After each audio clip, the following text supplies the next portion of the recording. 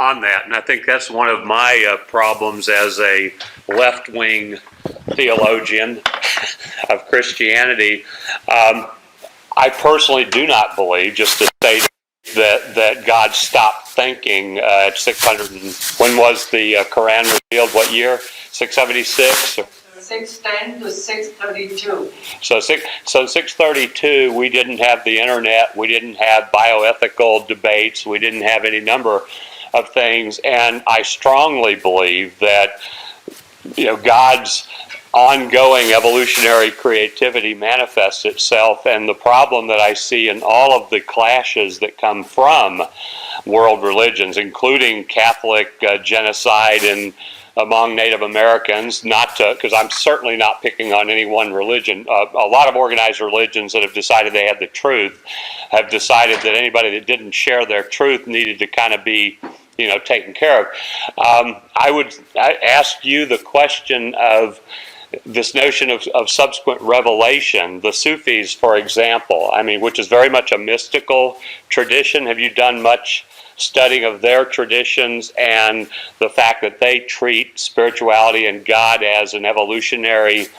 developing process? In other words, that there is still revelation to come, that things didn't freeze in the 7th century, never mind 2,000 years ago? Okay, right. So I believe you are alluding to the fact that, why would God stop his connection with humanity and providing of guidance to people after the 7th century? What we Muslims say, forget about the Muslim side, what does the Quran says? Quran says in chapter number 5, verse number 3, that God has completed his revelation, means the comprehensive revelation for all the people and all of time. God has completed that and gave the name Al-Islam as the name of that comprehensive guidance. Quran says in chapter 33, verse number 40, that Muhammad, peace be upon him, is the final prophet. But now the question is, don't we need further revelation? Don't we need further guidance for the continuous solutions that we need for our problems? So the Muslims answer that by saying that whatever humanity needs, Quran and the example of Muhammad, peace be upon him, has solutions to that. Doesn't matter if you are in the internet age or the space age or beyond Star Trek and Star Wars age, the basic human core, we are still humans at the end. We still have the human connection, the human psychology, the human problems. Doesn't matter what clothes that we wear and what vehicles that we ride, right? We are at the end of the day humans.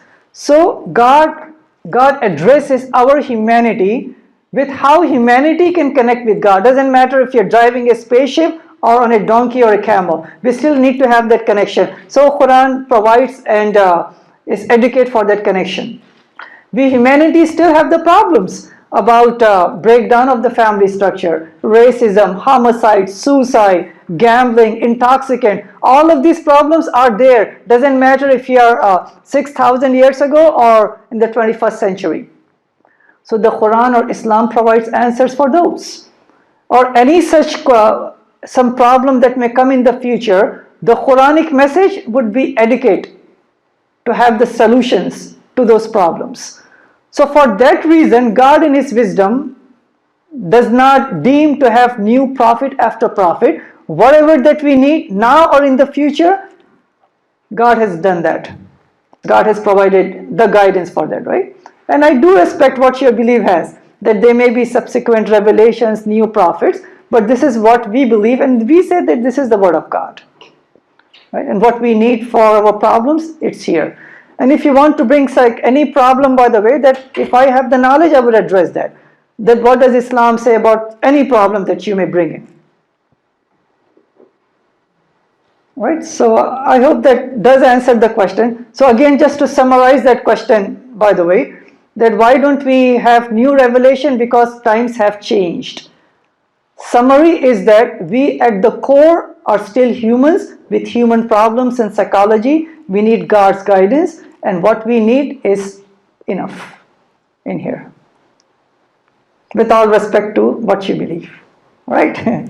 Thank you. I would argue, no offense, I would argue that Muhammad is the one that proclaimed that Muhammad had the revelation, just as Paul proclaimed in the New Testament that he had the revelation, just as a multitude of mystics subsequent in the Catholic tradition, in the Sufi tradition, in the Buddhist tradition have proclaimed that they've had revelations. Our ability, and I'm pretty big on philosophy and epistemology and how do we arrive at our knowledge. The idea that we're simply taking because somebody said it's true, or the Qur'an says it's true, well, the Bible says it's true, that's entirely circular reasoning. There's absolutely no way to go from proclamation, self-proclamation of truth to discernment of that truth except by what's within us.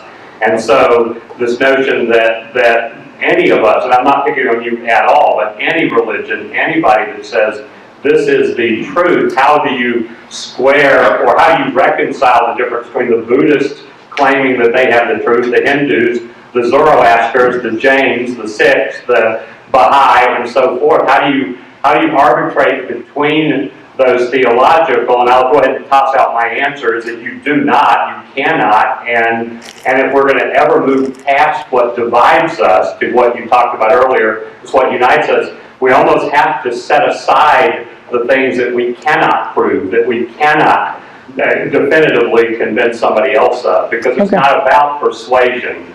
Sure. Okay, so again, with all due respect, we say that evidence for the Quran and Islam is not a subjective evidence, it's not circular reasoning. We say that suppose if I were giving a lecture on authenticity of the Quran, I would bring these 5 quick points. I'm not going to go into details, by the way. Point number 1 is the Quran itself says that it is a word from God. Chapter 32, verse number 2, in many places. But then you may say that again is circular reasoning. I can write a book and I can say this is from God, but at least the Quran says this is from God, right? Number 2 is the Quran has many challenges to those people who don't take the Quran as the word of God. Especially in the time of Muhammad, peace be upon him, Arabic language was at its pinnacle. There used to be masters of Arabic language to such a degree that, we say that there is one Shakespeare in English language. There used to be many Shakespeares in every alley and locality, maybe every house. So those Shakespeares of that time was given a challenge by Muhammad, well, not Muhammad, peace be upon him, but by the Quran, by God. If you don't believe this Quran is from God, why don't you produce a book like the Quran? This is in chapter 17, verse number 33, verse number 88. Then they were not able to, by the way, right? Just imagine a person, Muhammad, peace be upon him. He was a illiterate person. He did not go to school and college. He did not know how to read and write. So that person is bringing a book and telling them, this is from God. If you don't believe it, make a book like this. They were not able to. So then God reduced the challenge to 10 chapters. They were not able to, again, match 10 chapters like the Quranic chapters. Then God reduced the challenge again to 1 chapter. Chapter 2 of the Quran, verse number 23 says, produce 1 chapter like the Quranic chapter, in its eloquence, in its historical facts and prophecies, scientific facts, guidance, solutions, all of them combined. They were not able to produce it, right? They were at such a desperate state. When they were defeated with this challenge, they came physically to fight 27 battles to destroy Islam. They could have done it intellectually. It's not a circular argument. Point number 3 is Quran has prophecies. Example, I will just give 2 prophecies, maybe 3. Prophecy number 1, Quran says that it is going to be protected. A false prophet can say this proclamation of prophecy that my book would be protected and he can have all the soldiers in his time to protect the manuscript, the book. But then what guarantee that false prophet has that after he dies, it will still be protected? So the Quran mentions the prophecy, chapter 15, verse number 9, and the prophecy keeps on coming to be true. 10 million people memorized it. And it's been written down, so that's a checks and balance between manuscripts and the oral memory. 10 million people. Prophecy about the Romans and the Persians. There used to be a battle between the 2 superpowers for many, many centuries, by the way. At one battle in the year 614, the Romans were utterly destroyed. by the Persians. But then God made the prophecy that within 3 to 9 years, the Persians would be defeated in a land which is the lowest land on earth. At that time, the Muslims are going to rejoice. This is in chapter 30, verse number 2 to verse number 5. 2 prophecies and 1 geographical truth. Prophecy number 1, the Persians are going to get destroyed after they were victorious over the Romans, and that prophecy was fulfilled. Number 2, the Muslims are going to be rejoiced. So the Muslims were fighting one battle with the pagan people, the idol worshippers, and the Muslims were able to defeat the idol worship the same day as the Romans were getting victorious. So 2 prophecies in 3 passages were fulfilled. The historical fact is that the battle between the Romans and the Persians, the Qur'an says, it will happen in the lowest point on earth. So what's the lowest point on earth, by the way? The Dead Sea. Dead Sea, yeah. I swam, well, I did not swim. I floated in there 5 days ago. Yes. Yeah, I did. So, the battle between Romans and Persians was fought exactly there, by the way, in the land right next to the Dead Sea. So, geographical fact and prophecy was fulfilled. Quran speaks about prophecy that Pharaoh's body would be preserved. Quran speaks about 500 plus scientific facts. Book of the 7th century speaking about modern 21st century facts, science, about embryology, how embryos grows from the time it's like you cannot even see it up until the time of the birth. The stages are mentioned in the Quran. Quran speaks about how the universe got started. From one small primordial mass, and there was a split. Quran speaks about in chapter 21, verse number 33, the rotation and the revolution of all the planets and all the celestial bodies, the sun, the moon, and all the things. Quran speaks about the expansion of the universe, chapter 51, verse number 47, and I can go on and on. So all of these are not subjective evidences, these are objective evidences.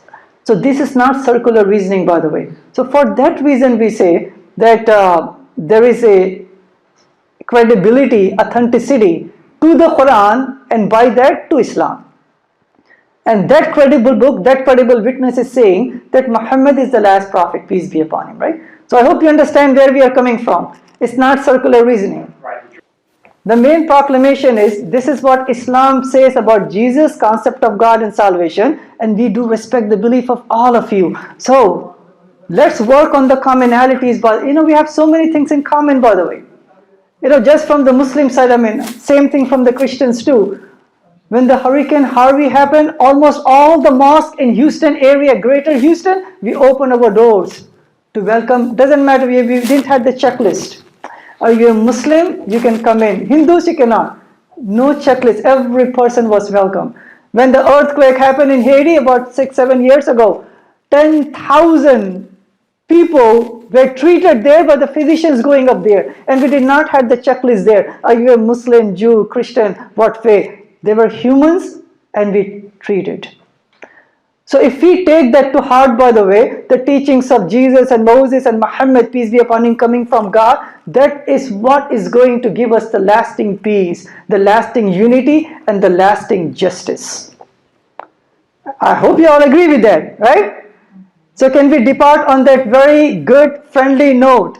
There may always be differences. Let's come to the common platform. And the only way to get peace, we should not work for peace. We should work for justice. If we take the life of a Muslim equal to the life of a Jew, a Christian, a Hindu, a Buddhist, if we take all lives as equal, that means we can do equal justice.